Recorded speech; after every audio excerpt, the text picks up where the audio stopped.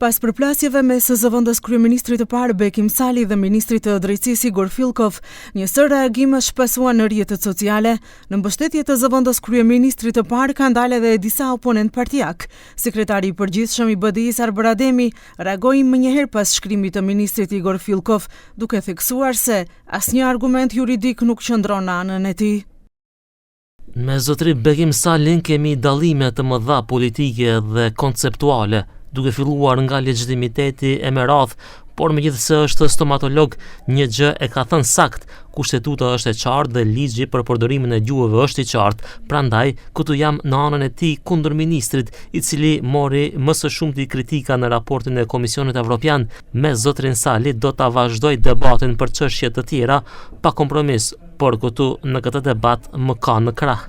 Deputeti Halil Snopçe thekson se ministri i drejtësisë nuk mund të veprojë jashtë ligjit dhe kushtetutës.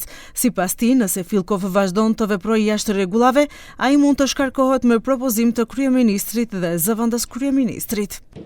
Fillkovi është ministri i drejtësisë. Fillkovi ka shef përpara tij. Kryeministri është shefi i qeverisë. Nëse kryeministri thotë ligji është i qartë, atëherë është i qartë, nuk ka çfarë të bëjmë diskutim tjetër. Edhe nëse Fillkovi e ka atë luksin të vepron jashta ligjit, jashta kushtetutës, edhe jashta asaj që thot kryeministri, atëherë ai që ka më i fuqishëm se kryeministri, s'ka logjik.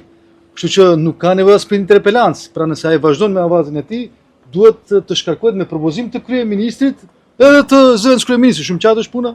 Edhe kryetari i Aleancës për Shqiptarët Arben Taravari, përmes një statusi në Facebook, i doli krah zëvendës kryeministrit të parë Bekim Sali.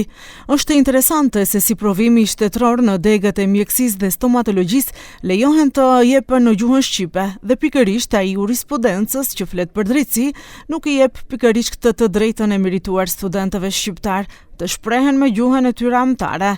Zëvendës kryeministri Bekim Sali ka të drejtë moralisht dhe ligjërisht, ka shkruar Taravari.